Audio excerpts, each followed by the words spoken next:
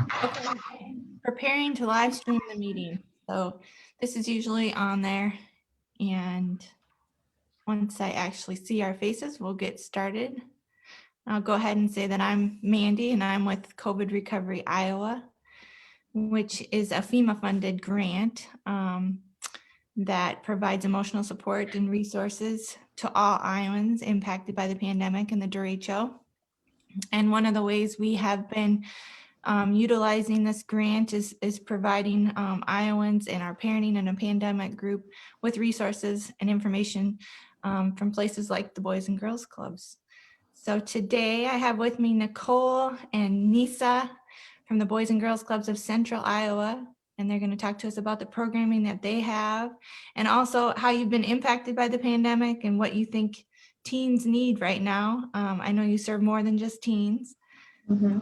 Kind of interested in what you've got going on for teens especially. So go ahead. I know you have a little bit of a PowerPoint you'd like to share. So. Yeah, absolutely. Hi, everybody. Nicole Schleif here. I'm the Chief Development Officer for the Boys and Girls Clubs of Central Iowa. So our organization essentially is an after-school organization. So we provide after-school programming, and also we are open, during summer breaks and other times when school is out.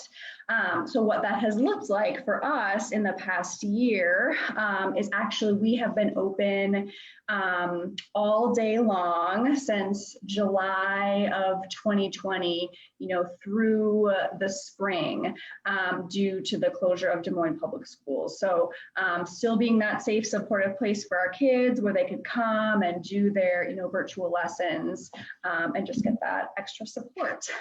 So yes, we serve teens, but we serve kindergarten all the way through 12th grade across 7 sites in Des Moines.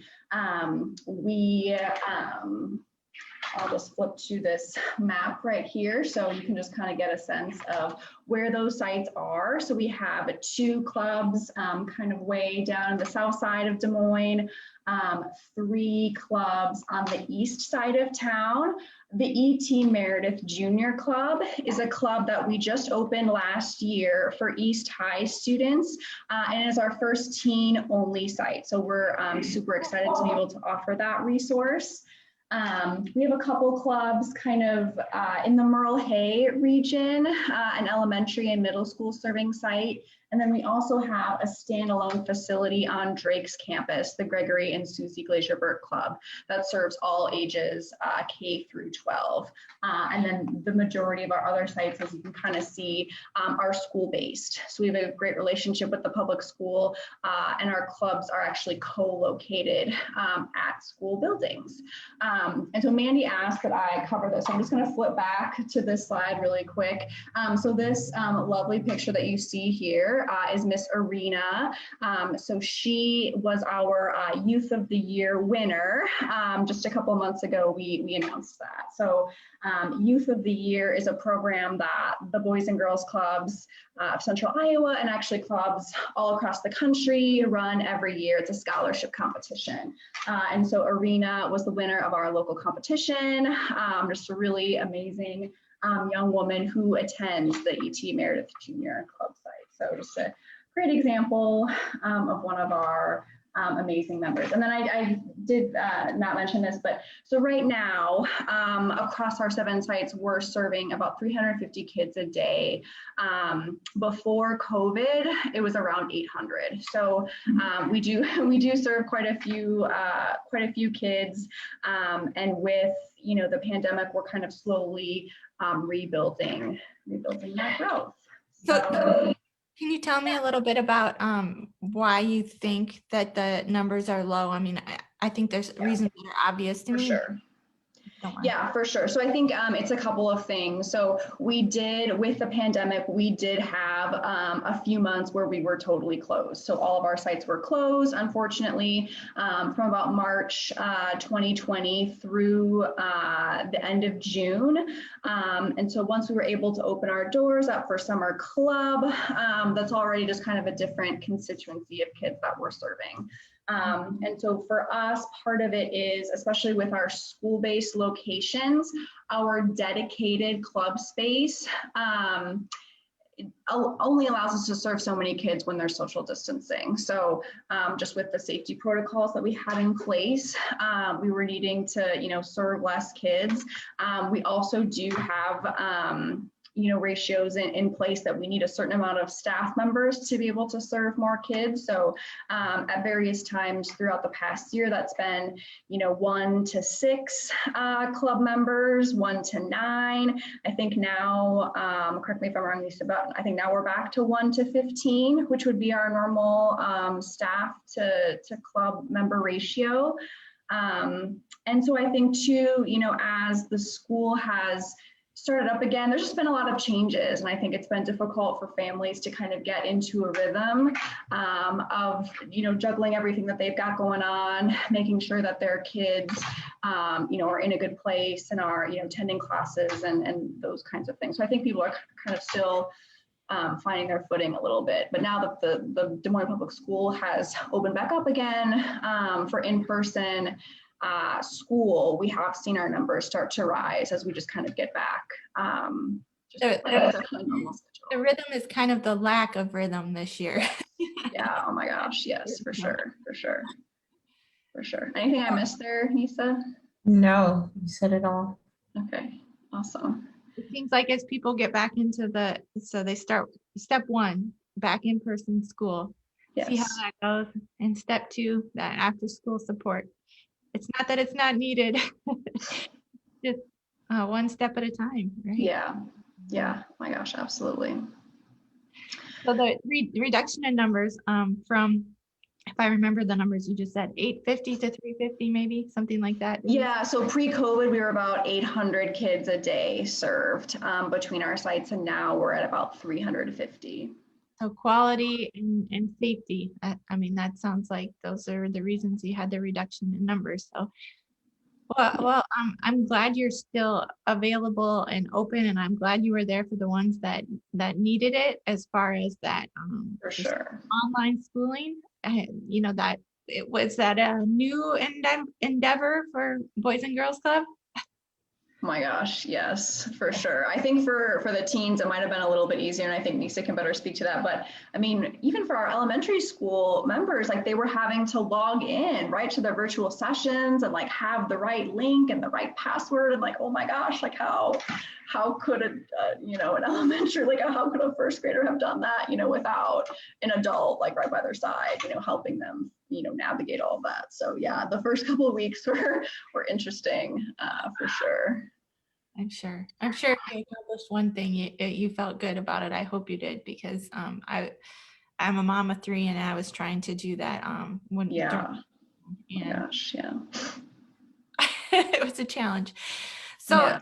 Lisa, are you the teen expert? Can you tell us a little bit more about what you feel like teens are experiencing? I just heard Nicole, it sounded like you might be. So what teens are experiencing, what you feel like they're needing right now? I definitely am not the teen expert. However, I did spend a lot of time with them during this transition to a virtual learning from the normal school and after school program. But a lot of what they are experiencing was just a lot of frustration, the isolation. Most of them right now are very, very eager to get back into the classrooms. And as the slide shows, like, they're anticipating increased, social contact and time out of the house, a lot of boredom and too much time on their hands. I know at club, it was a lot of trying to unplug them and get them off of the screen, and trying to get them outside and different things like that. Just trying to keep them active and off of the screen. A lot of, okay, this slide here. A lot of them had a lack of motivation, definitely, to complete their schoolwork. A lot of them, classes, different times. It was just a real struggle trying to keep up on our end with everything changing constantly.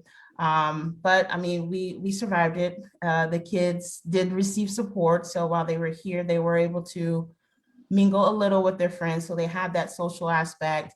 They did have support from our staff anytime they had questions, anytime they had technical difficulties or anything, we were there for them. So I think there is light at the end of the tunnel, and we are in a better place now that we've transitioned back to after school only.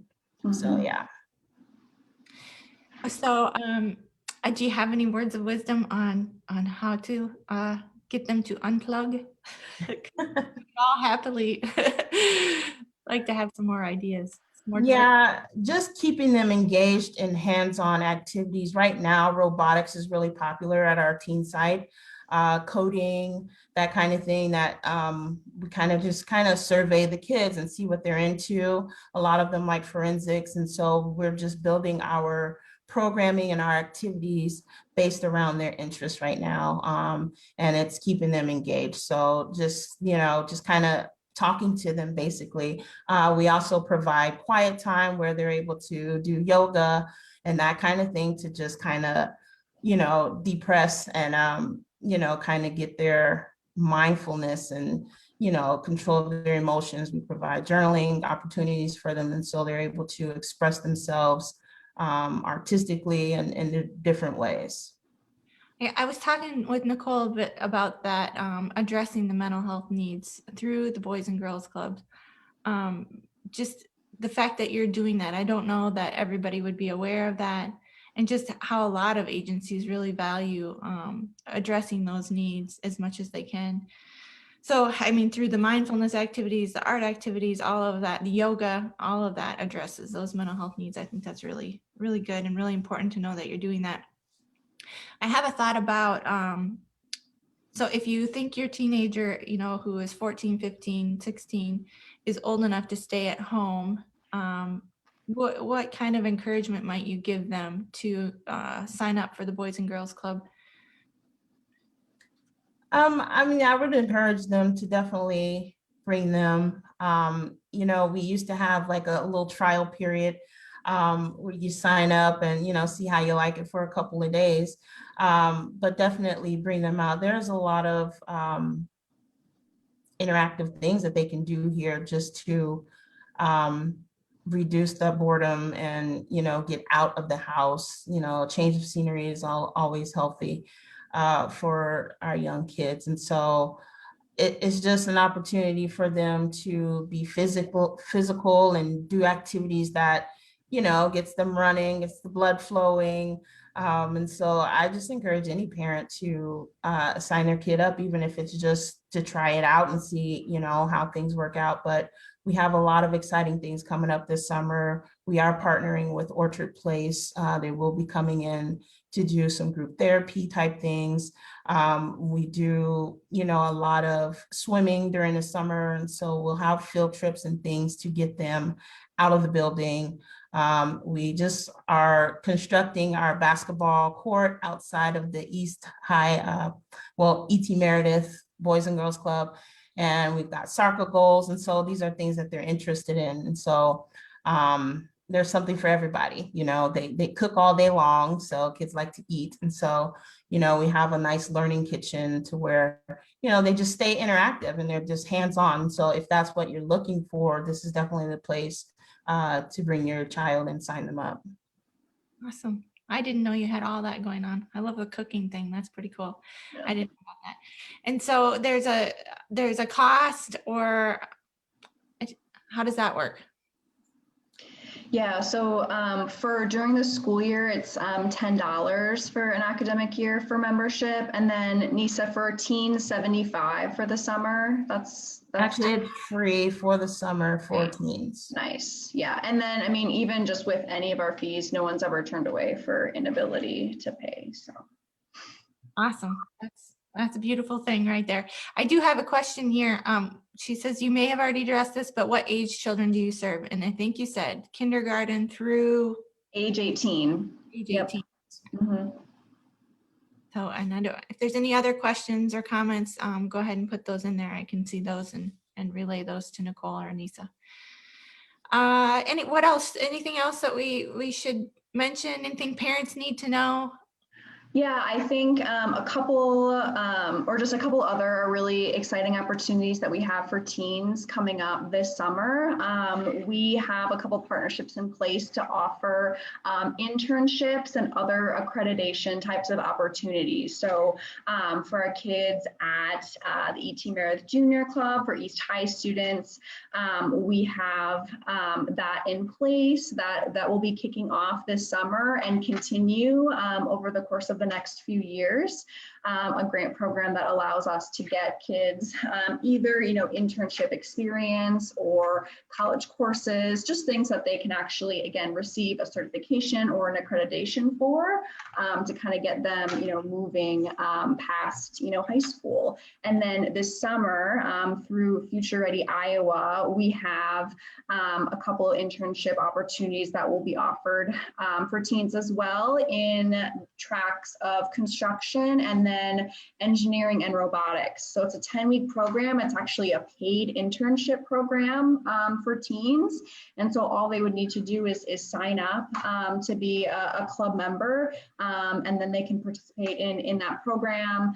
Again, it's paid. There'll be some kind of on-site field experience with some of our kind of local partners and companies. And it's just, a really exciting opportunity for us. So we're thrilled to be able to offer these great opportunities for teens. Internships are great resume content for your resume for future jobs, and then getting paid for it. What a bonus! Who doesn't need extra income? So that's pretty fantastic. And then, it looks like you have great guidance to work under. So that's really important for teens to supportive guidance, understanding guidance. So that's really nice for an internship opportunity. Bianca has another question. But do you need to be part of the Des Moines public school systems to join? You do not. You do not. So a lot of times what happens, because we have our clubs at schools, that those clubs serve those particular students, but clubs are open to everyone, open to all. So it's just, if you would contact us with the age of your child, then we can best place you with the club that serves that age group. How about transportation to and from the clubs? Yes, so there is one club currently that we offer transportation. So that standalone site on Drake University campus, our BERT club that serves K through 12. We do have some limited transportation that we offer to that facility, but parents still need to pick up, or the approved guardian still needs to pick up at the end of the day. But you have a lot of sites that cover a lot of ground in your area. So I bet you can find one that works well for you. So how do they contact you? How would somebody sign up?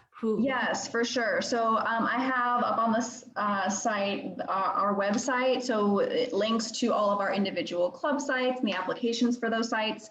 I have Misa and I's contact information right here, and you can call our office as well. I didn't have that number up, but I can say that number right now if we think that is. You could say the number and then I'll put it in the comment. It is 515-242-7925. That's our number for our office. And so if you call there, we can kind of get you in the right direction to sign up and get you affiliated with the right club for you and your kiddos. Here's one more good question. So what if you don't live in the Des Moines area? How do you reach your local Boys and Girls Club? Yeah, that's a great question. So there are other club organizations in the state of Iowa. Again, for our clubs, I know that we have served kiddos from, neighborhood suburbs up Des Moines. So again, for us, we welcome all youth. But, sometimes, going that far out of where our clubs are located, there might be like transportation and those kinds of related issues. But there is a club I know in the Ames community, another club organization. So there are some more options out there across the state in terms of club services. Sounds good. Thank you. Any other questions before I let these gals go? Thank you for your expertise and your insight into teens today, and for all the resources, services that you provide the youth in your area. And yeah, there are Boys and Girls Clubs all across Iowa. So I'm sure if we did a Google search, we could find one, the one nearest you. Right. If you need some assistance with that, you can call COVID Recovery Iowa. We can help you out to find one that's near you. So thank you, ladies. Yep, thank you. Your phone number in the comments. Have a good day. Thank you. Yeah.